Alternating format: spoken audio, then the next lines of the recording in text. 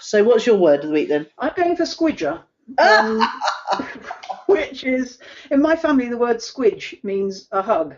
So come over here and give me a squidge means come over here and give me a hug. And you call somebody a little squidger.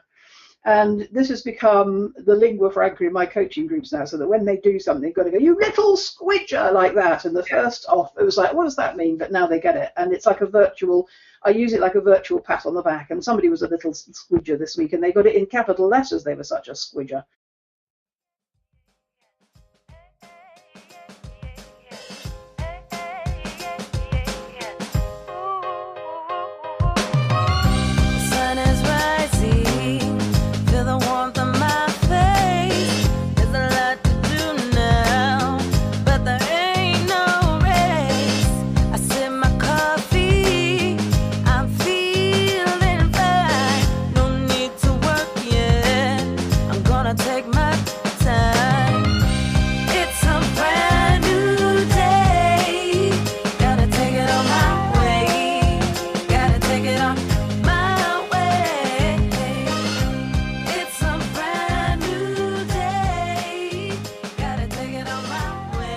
Welcome to Own It, Your Business and Your Life, with Nicola Cairncross and Judith Morgan. In this podcast, we're going to cover everything you need to embrace to become a successful entrepreneur, marketing, money, and much, much more. How to create a business doing just what you love. How to own it, your business and your life. This one will be fast, funny, feisty, and very lively. So sit back and enjoy the show.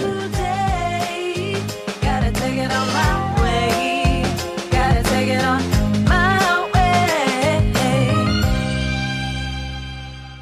51. No. I don't know whether. No, Bonkers Bits is 51, is it? Yes, 52. Okay. Good. Yes, good. Excellent. You know, the annoying thing is I went to check our position in the What's Hot charts the other day. And because I've been jigging around with my website, The Business Success Factory, and just turning it into a site for the podcast, I jigged around some of the podcast episodes and it had put a new one on that hadn't previously been registered in iTunes. And that one's ahead of us now in the iTunes charts. Oh, that's annoying, isn't it? We're ahead of ourselves. I know. It'll drop back, though, once you know the changes register. So, and as we just keep churning out the fantastic content, Judith. Churning, exactly. So what's been happening in your week then? Well, it's half term. Not that impacts either you or me, but it does. One is aware of it. Yes. And immediately after this, possibly after I've done the show notes, haven't yet decided yet, I'm going to go and see James Bond. Oh, nice. Oh, I love James Bond. Yeah, me. I particularly love this current one. James. My new colouring in books have arrived, which is very exciting. You told me I should get some, so I did. But the big story of the week is that this is the first year ever in which there is no one in the final 12 of the X Factor that I could give a damn about. How could you say that? Well, I knew you'd take against me. So there might be one in there that I think that you probably quite like, the backing singer that looks a bit like Irving. Yeah, Anton Stevens. Is there anybody else apart from him? I think a lot of them are very good, but Anton has got my heart. I put 15 quid on him at William Hill. Is there anybody else in the 12 that have your heart? I couldn't give a damn about it. Yeah, I'll tell you, there is. There's the blonde girl who looks like Joss Stone. I think she's absolutely incredible. She's rather good. She's about 16 or 17, isn't she? Yeah. Yeah, she's a good singer, but again, she doesn't move me. There's a bloke that wears a baseball cap backwards and glasses, and he's got a good voice, but again, I don't care. No, exactly. But I honestly and truly would buy an album by Anton, not least because you don't have to see him grimacing as he sings. But I truly think he's got a voice to rival Luther Vandross, Marvin Gaye, Stevie Wonder. He's got a voice that just does amazing things. Okay, so another question completely unrelated. Well, not completely unrelated, but I hear what you're saying. But do you think he'll make it to the final? Oh, definitely. He's in the top 5 at least. Really? Yeah, I just think he's going to get better and better and better. Well, you've only got 7 live shows this year. Oh, really? Yeah. Normally we have about 10 or 12. I don't know what the long winter's evenings are just going to drag by then. Well, it's the same distance. It's the same difference because it's only 7 weeks until the end of when they would normally win. It's just they've dragged out the interview process much longer this year, which is probably why they've lost me, frankly, because It's just all been rather fragmented. You've forgotten everyone, haven't you? You do, yes. Anyway, there we go. So tell me about your week. Well, it's interesting you say about the half-term thing, because I've had we've got a very big project on with Facebook ads for a property investor, and he is on half-term with his children. The person who I act as, as their white label for is on holiday with their children. The Infusionsoft person is on holiday with their children, but they all still expect it to be done like the day before yesterday, even though it's doubly hard to get hold of anyone. It's just hilarious, really. But then, luckily I'm not having to deal with the clients on this one because it's a white label job. So I just sit back and I think, well, I can do it by then, and I don't get emotionally involved. But in the meantime, the builders are cracking on. They must be nearly finished by now. The house is looking very spanking from the outside. But we chose a pink front door, and my front door has been relentlessly repainted black. So I don't quite know what's going on there. Oh. But this is an interesting one. I've had quite an interesting week emotionally, because Heather came round just to inspect the building works, and she mentioned that she'd made Sarah and I executors in her will should her and Richard depart at the same time. And then I thought, hang on a minute, she's asking me to be an executor, grieve my sister, sell the house I'm living in, and look for a new home all in one go. So I thought, surely that's a conflict of interest, isn't it? Because I'd want to delay any sale because I wouldn't want to move out. So I had to politely decline. But then she went on to say, I mean, this is all, by the by. But she then went on to say, of course, if we don't die, I hope, obviously, fingers crossed, we're going to be selling everything in 8 years' time and retiring anyway. So I thought, what? And she said, yeah, we want to, sell all our properties up and then perhaps buy a little bungalow or something and then go off travelling around Europe and have a lovely time before we can't enjoy it anymore. And I thought, good on you, girl. But I tell you what it did do. It gave me this horrible shock that someone who is younger than me is thinking of retiring. And then I thought, oh, my God, I've got absolutely no plans for retirement whatsoever. Well, that's what shocked me earlier in the year when I turned 60, which is, haven't made any plans for the next third of my life. No. I know, it's really weird, isn't it? And I'm also reading, I'll tell you about that bit in a minute, but it's been rumbling on all week. I talked to my best friend when I went to get my hair done. She told me some terrible stories about clients of hers that dropped dead round her. And, it's been a very much aware of your own mortality week for me this week. I'll tell you a story about being an executor of a will. My father died in 92 and made my brother, I think my brother was an executor, but I wasn't. And my father was quite a well-known sexist, and I in those days was quite a well-known feminist. And I remember being quite grumpy about this. But irony of ironies, my brother lived in Japan, and so I ended up doing all of the work. And it was when I did all of the work that I realised why my father didn't make me an executor, which is it's a horrible, shitty job. And you wouldn't wish that on your worst enemy, really. I know Heather's two friends died in the same year a couple of years ago, and she ended up not only nursing them till their last breath, but then also having to be an executor on both their wills. Yeah. And one of them was fine because his brother was pretty much the sole beneficiary, and so there's no, I think Heather might have got a bit as well, but there was no sort of, anyone fighting over the estate. But one of them was absolutely horrendous, and these people were so unhelpful while being so demanding. Well, I remember ours was very straightforward because my mother was still alive, so she got everything. But I remember having several lever arch files, and you have to do really dark things like, turn in their passport and their driving license. And I don't know if you know the gentleman's outfitters, Geeves and Hawkes. I think it's just called Geeves now. Well, my father had an account with them for a sort of 100 years, and when I phoned them up, they had to go back into their pre-computer records into a tiny old-fashioned, a little drawer full of index cards in the back. And the woman that came back to me said, oh, God, your father's had an account for so you would burst into tears incessantly. And then I realised, well, he was such a sexist that what he was trying to do was protect his only daughter from having to do what is quite an unpleasant job, a burdensome job, actually. So just beware if anybody's listening of thinking of, it's flattering being asked to be an executor. It's not. It's an unpaid drudgery. Yeah, and I think if you are thinking of making anyone an executor, do put in some expenses money for them. I agree. It's actually quite time consuming. Yes. If they're freelance or self-employed, it's going to take them away from their work, and the least you can do is give them around 10 grand for their trouble, I think. Yes. I think what would be different would be if Heather had children and you and Sarah were being executors to look after her children. Then it's like being an enhanced auntie. So constitutionally unfit to be an executor. I hate anything to do with tasks and things. It's admin, you're right. I mean, obviously I licked it up, but it was horrible. Yeah. This is a cheery start to the show. Yes, it's a cheery start to the show. Yeah. I think it's important because one of the stories Heather told me was about her friend's father who had actually been travelling in somewhere like Thailand or Hong Kong or somewhere and had a minor-ish car accident. And it was while trying to get him home that his entire family realised that they had no idea where he kept anything. They didn't know his master password to his computer. They couldn't get into his bank account because they didn't even know where he banked. It was just a complete nightmare. So when he came home, they made him make a will and they made him put all of his passwords into one thing and tell them the master password should they ever have to break into his computer. And for me, it's fine because Sarah does know all of my passwords off by heart because she worked with me for a while. But really think about whether you have set things up for your to make it easy for your family in the event that you should suddenly pop your clogs. Because I think dealing with grief and dealing with admin and dealing with relatives worrying about your estate has got to be the three nastiest combinations I can think of. Yes, I think that's right. Okay, so we move on and get a cheer up. Yes. What's fueled your fire this week? Well, when I looked at this question yesterday, I thought, well, there's really only one thing that ever fuels my fire, to be honest, which is working with clients, new, old, existing, returning, and the ka-ching. And I had a ka-ching on Monday morning with a new client, and I don't want listeners to think new clients are any more important to me than old clients. They're not, but there's nothing like a new client and the ka-ching.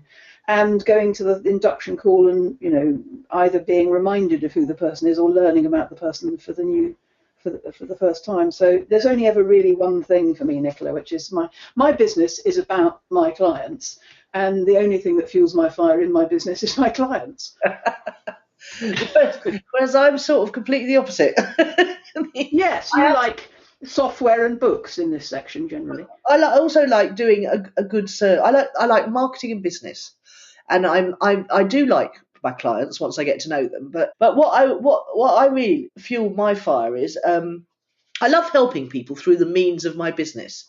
So I sort of understand what you're saying. I feel very passionate about helping people to become better marketers. I feel very passionate about helping people to get more traffic to their gorgeous websites they've probably just paid a few grand to get set up and nobody's ever seeing. So I actually am very passionate about what I do. In the same way that you are, just slightly differently. Yeah. I was just thinking, when I looked at this question at 7 o'clock this morning, that shows how prepared you are versus moi. I think the thing that I'm most excited about and fueled my fire is that I have such a great product market fit with clicks and leads, and I love the fact that I've got new people booked into my diary on Thursday. I don't know where they came from. They either came from my ads or from referrals because that's where my marketing is going. And I just love the fact that people want what I've got. And I haven't actually felt like that since the Money Gym. That thing where people just got it straight away. Yes. And that's called product market fit. And if you're not feeling ease around your marketing, that's because you haven't got your product market fit right yet. And you need to go back to your market and find out what they really need. It's not what they're saying they need often. Was it Henry Ford that said, if I'd asked people what they wanted, they'd have told me faster horses? Well, this is why I say don't bother asking people about surveys because they lie. Yes. Yeah. And they tell you what they think you want to hear. But it's by idea extraction, by actually talking to people, finding out what the pain points in their business are. That's the really good question to ask. What's the bit of your business that's really important to you that is really causing you pain right now? And that's where your product comes from. Yeah. Yeah, good stuff. What's our client challenge of the week then, madam? Well, it's one that's right up your roo, I think. Right. I think it's right up your roo. So I'm calling it the Good Enough website. Does your website need to be perfect before you can start? ? No! ! So, what constitutes good enough in a website? One page with an opt-in box. Oh, one page. So the first thing you went to was an opt-in box? Yeah. Okay. Because you've got to have a page that tells people how you can help them, how you can solve their pain. But then the next step should be that they give you their name and email so that you can keep in touch. Even if you haven't got a product for them yet, you need to get their name and email so that you can keep in touch. Okay. And and what else? a brilliant, and then the next thing I would add then is a about us page, but it would be like yours is on your website. If you click on judithmorgan.com and go to her about page, it's perfect because it talks about the customer first, about how you can help the customer, and then finally about you, because nobody's actually ever interested in you.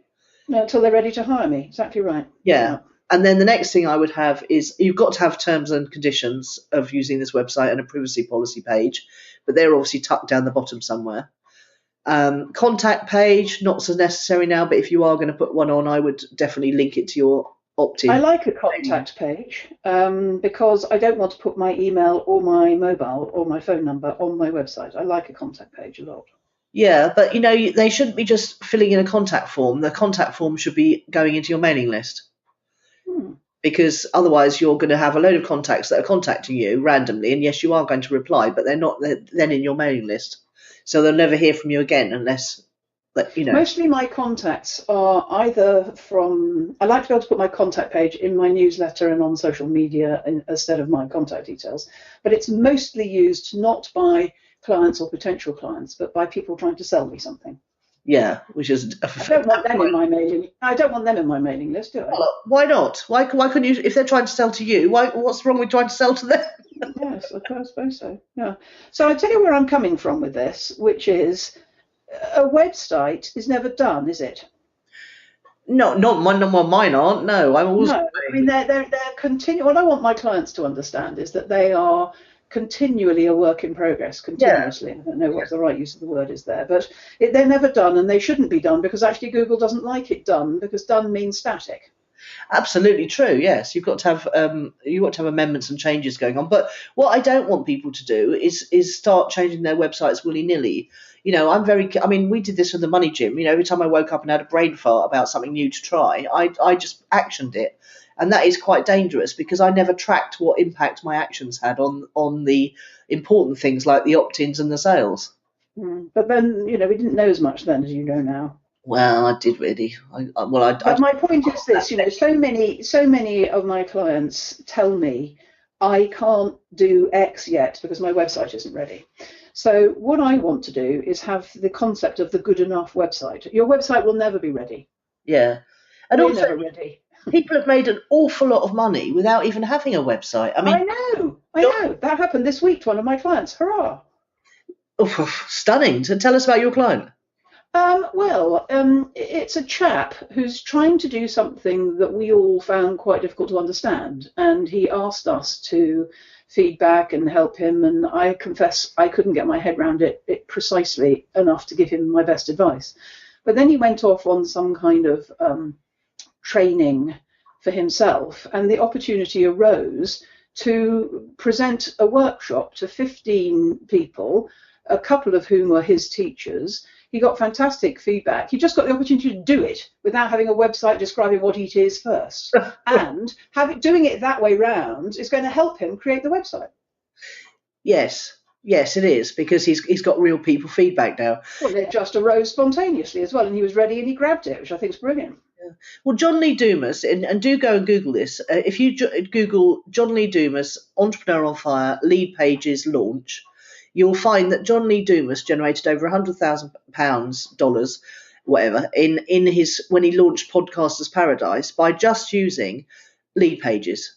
So he had an opt-in page, and then he had a sales page, and then he had a thank you page, and it was all done just using lead pages. He didn't have a website at all. He just had he had a URL pointing to a lead pages opt-in page.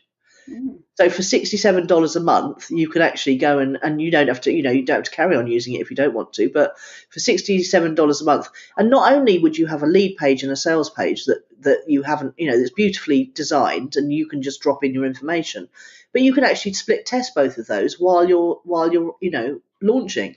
So he drove a lot of traffic to it, and he was able to split test. Now you try doing that on a normal WordPress website.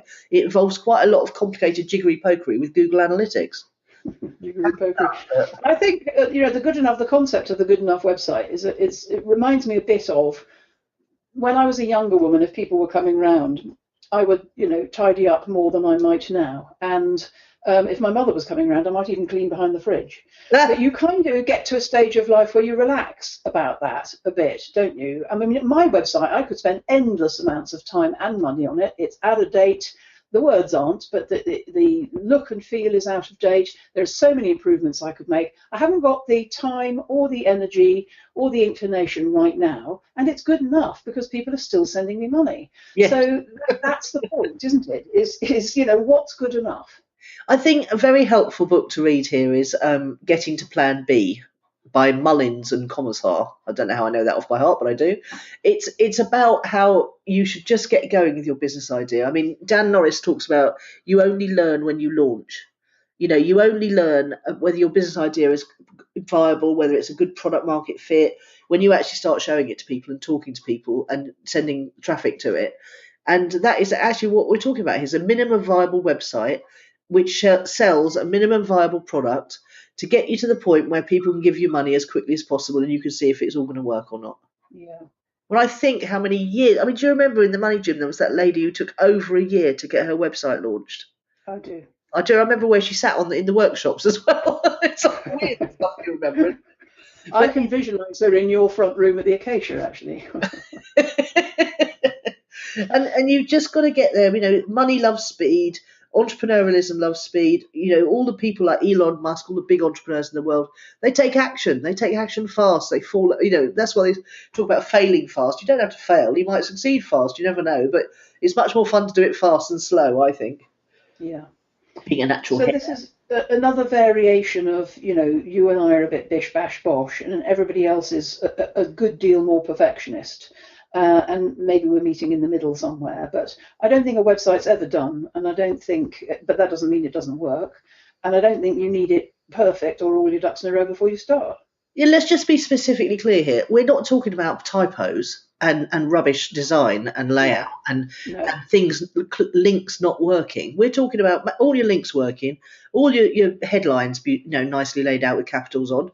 We're talking about spell check. We're talking about great pictures. We're talking about ideally using a nice theme for WordPress that makes it look like a professional site. I mean, I did start clicks and leads with the agency theme at Lead Pages, but then I moved over quite quickly to a StudioPress theme. StudioPress have the best themes. They're just awesome, and all for under $100 each. And you can just put a theme on a WordPress website and just make it look stunning in seconds. I'll give you a good story, right? It's so funny. A mutual friend of ours has had a really fugly website for a long time, and he's been selling, hundreds of thousands of pounds from it. Excuse me, I've got a sore throat today. He's just made the decision to change it about 6 months ago, and it's taken another mutual friend 6 months to make a very professional looking website. But because it's quite technical what they're trying to achieve, it has taken nearly 6 months. And another mutual friend of ours thought, this is absolutely rubbish, I'm going to change my website. So he went and got himself a new theme, which is absolutely the most beautiful, beautiful theme I've ever seen. It's even nicer than the StudioPress ones. It's got live video and plays music gently in the background as you're moving around the website. It's just gorgeous. And then he just announced to the first friend that it took him a weekend, which really didn't make the first friend's temper any improved, I can tell you. So there you go. You can have it in a weekend, or you can have 6 months and still be working on it. Yeah, and pay thousands and thousands of pounds, or versus $79. Yeah. No, to be fair, the first friend does have a lot of technical stuff going on and about 100 million pages, but you can get a beautiful theme up in Dan in his book 7 Day Startup says you should do it in a day, and I think you can do it in a day. I've done many websites in a day. I'm very drawn to this idea of a one-page website with an opt-in box. That's very appealing, isn't it? Yeah, well, that's what I like the page is. Okay, so anyone listening who fancies experimenting with this, there's a lovely plugin called sumome.com, and I think I've talked about it briefly before because it lets you put maps on. It lets you put one of those little smart bars at the top that draw your attention to opting in or visiting a certain page, and they also have what they call I don't know what it is, but it's a lovely gateway page so that all new visitors to your site would see your gateway page first and opt in. And it just sits in front of your normal website. Do you know anybody that uses that so that we could have an example? Look at it. You could perhaps put that on our Facebook page if you see anybody that's using it. I think if you've never been to nicolacairncross.com before, you'll see a gateway page. I expect most of our listeners have. So if you see another one, just put it on our Facebook group, then we could have a look at it. Yeah, well, if you just clear your cookies in your browser and then go to nicolacairncross.com. Oh, yes. Because it's a lead pages one, but lead pages enable you to do this as well. But Sumo Me is the one-off low payment version, and everything Sumo Me do is beautiful looking. So try it out. Very good. And if in doubt, one page with an opt-in box. The thing you said about T's and C's and privacy policy, that's all to do with meeting Google's requirements. Yeah, they won't list your website if you haven't got them. So if you haven't got them, go and get them. You don't need to make them obvious. You just need to link to them from the front page unobtrusively. Most people do it in their footer. Yeah. But if you haven't got it, you'll be de-indexed. Right, so that's the concept of the good enough website. Anything you think we haven't covered on that? I think the other thing to make sure of is that your first most wanted action is very obvious. Oh, yes. Because both in terms of opt-in and in terms of what they should buy first. Because so many people try and throw the kitchen sink at a new potential customer, and I have to rigorously prune people's websites. One of my clients had so many different offers. Even 3 months in as a coach, I was struggling to keep them straight in my head. Yeah. And so what we did was we went to the website, and it's very easily done. You can actually if you've got products, put something on the menu called products, and then have all your different products listing underneath the products thing. So when you hover over it or click it unfurls a list of your products. Yeah. Got resources, do the same with resources. Make your initial menu that people see, home, new here, how I can help, products, contact, something like that. No more than five or six. 5. Yeah, I always say that. Yeah, 5 is enough. Don't confuse the little chaps. Exactly. It's what we were talking about last week, wasn't it? If confused people don't make decisions and they certainly don't make purchasing decisions. No. So make sure it's obvious when you first visit your website what you want people to do. And it's like one of my other clients sent out a lovely, lovely sales email the other day for something, but she completely forgot to put any links in the text so that I could just click through to what she was talking about. Yeah. And that's, obvious stuff like that. You have to make it really, really easy for people to take the action you want them to take. Yes. Okay. I think we're done on that one then. We are done.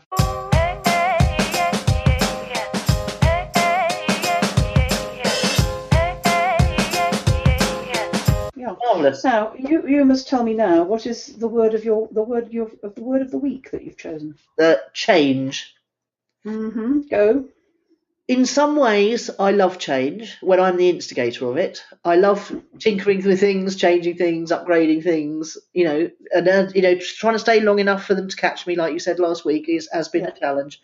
But the one thing I really don't like is suddenly imposed change that is other people's making. I really find that most disconcerting entirely. Yeah. And there's been a lot of change this week, starting with Heather and her, which started me thinking about what I was going to do, and in the event that A, she should die, or B, she should sell, and I've got to start thinking about that. And then there's been other changes in my life this week as well, and they're not bad changes. They're just changes, different. I don't like it. It unsettles me, unless it's me leading from the front. Yes, I don't think you're alone there. I think you've got a higher threshold to it than most, and it's a terrible generalization, but nobody likes change. We're very sluggish to change things. I don't know why quite. But it's a survival mechanism, isn't it? Anything that changes is a potential danger.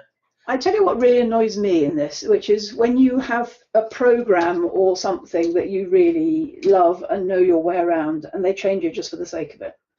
Well, Facebook back end, can I just... Well, Facebook is a classic example. Facebook front end. Don't keep fiddling about with it. People can't catch up. Well, I did an entire tuition course, and just as I finished it, they changed the business manager, the ads manager, the power editor. It was all completely out of date in about 5 minutes flat. Yeah. I mean, I understand why they do it, but it seems to me that some people change things just for the sake of it, and I'm not a fan of that.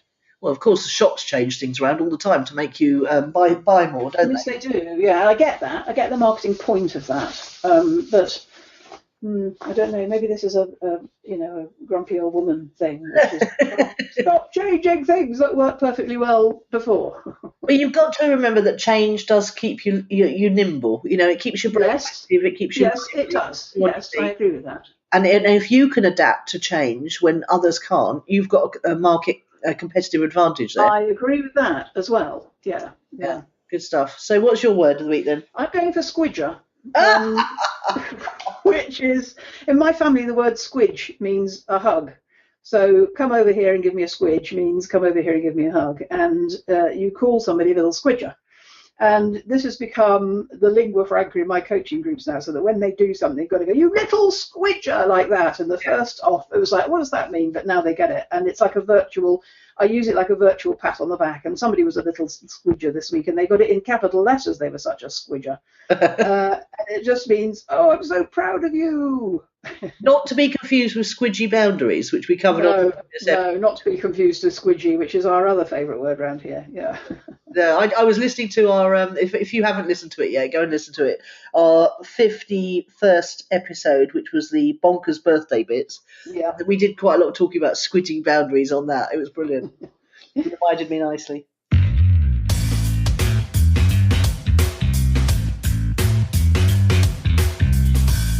Project updates then. You go first. Well, no change at all, except for the fact that I have a date in November, the 27th. That I've got an extra date at my hotel that I usually use for things, mastermind meetings normally, and they've said I have to have it or I have to pay for it. so basically, I thought, what can I teach people that they might want to know? And I've decided that as Instagram ads have come in to the Facebook platform, and lots of people are have very visually orientated businesses, it might be fun to teach a Facebook and Instagram ad day. And I realised that this webinar, what's it called, podcast, will be going out next week. So what's the date next Friday, Judith? The 6th of November. Okay. Well, the early bird booking is currently set at 31st of October. But I will extend the early bird booking to the Sunday after this episode goes out on the 6th. Okay. So I'll extend the early bird booking to the midnight the 8th. And if you'd like to come to Gatwick and spend the day, and you could even come the night before and stay, I'll be staying the night before and having dinner. So if you want to come and pick my brains about anything to do with your marketing, internet marketing, whatever, and then spend a lovely day with me, we'll go over Facebook ads and then I'll also give you 3 months tuition, and which will include the updated version of my Facebook ads tuition in my membership site. And then right at the very end of the day, when people who aren't interested in running a digital agency go home, I'm going to stay for an extra hour and just run people through how they could go out tomorrow and start a little digital agency, and by outsourcing the web design bits and outsourcing the Facebook ad bits, and just generally starting to get a nice recurring revenue business, especially suitable if you're a supporter profile, Judith, because lots of supporters are brilliant networkers, but they aren't that great at starting businesses sometimes. They're not very good at selling, that's why. No, well, there's no selling involved in this. It literally is just talking to people about their pain points in their business and then recommending. Lovely. So will you send me a link for this, please, to put in the show notes? I will do. I was going to set that up today for you, because I know you've always to mail your list kindly for me. Yeah. I was thinking more of the one you want me to put in the show notes. Yeah. Well. Yeah. Okay. Fine. I need 2. One for me and one for the show notes. Yeah. Okay. So November 27th, Gatwick. Have dinner the night before. Lovely day with me, learning all sorts of geeky stuff that will change your life, quite frankly. Okay. Very good. What about you then? I'm still evaluating new opportunities for sort of affiliate type stuff come to me every week now that I'm in this parallel universe, and I evaluate them all. But I've got a wish. I'm going to put out a wish. What I want is 2 to 4 serious people to work with me in this way, because the first thing you need is business builders, leaders, mavens, influencers, people who are networked. Because all of these are viral in a funny sort of a way. They're about who do you know and who do those people you know. And I put them out and I share them with everybody, but the people I share them with are people who are enthusiastic about making money, but quite busy in their day jobs or their existing businesses or something. I'm looking for 2 to 4 affiliate savvy people who don't have any issues with selling, and who are happy to work alongside me. And I need 2 as a minimum. I'd like 4. Yeah, because sometimes I get enthusiastic about your things, but then I realise that I'm then going to have to. That's right. I know that you haven't got enough spare time. But costs of involvement of these are minimal. For instance, the latest one, which I'm very enthusiastic about, cost me a one-off $18. And so there's no cost in getting involved, but there is a cost of time and energy. And if you don't have a network, there's no point. So again, supporter profiles will be perfect. Deal makers. No, I don't think supporters. People who work online, these are all online. And supporters will go out and have a meeting and a chat. They're not the end of the world, but they don't really understand business well enough, really. I think we're looking for leaders, people with a list, leaders, influencers, people who are happy to sell, business builders. So do you mean an online list? Yes. Okay. Well, it doesn't have to be a list. It can be 2,500 followers on Facebook. Yeah, following, yeah. Yeah. Okay, all right. So people, but they need to be influencers, i.e., they're not shy about approaching people with an idea. Okay, all right, cool. So what should they do if they're listening to this and they think they might be one of those? They can use the contact form on judithmorgan.com. /contact. Yes, exactly. Okay. Good stuff. All right, that's great.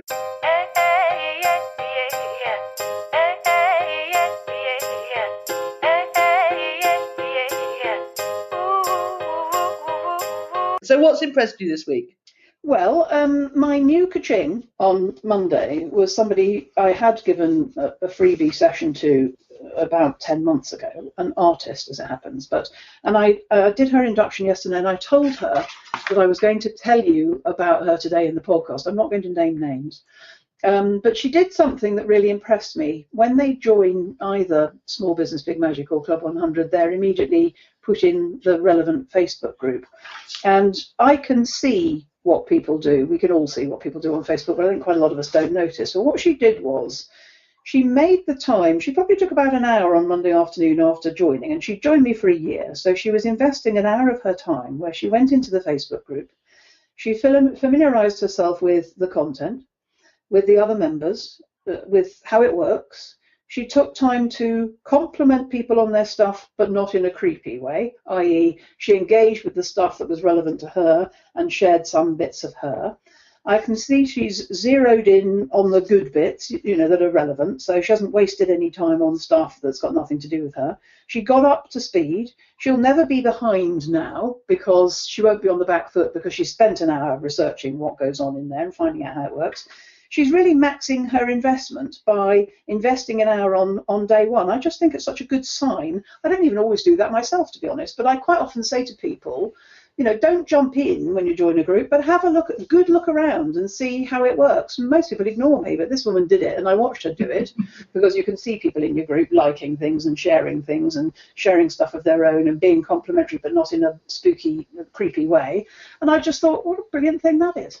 Yeah, diligent, which is one of your favourite words, isn't it? It is, but also it was kind of engaged, committed. I've made an investment to work in this group for a year. It would behoove me to go in there and do some research and find out who's in there, find out who I can relate to easily. She was just a natural enjoyer of other people. Yeah. And I thought that was really nice. Respectful as well of the other members who've been in there longer than her. Yeah, no, so real natural, yeah. Yes. Very nice.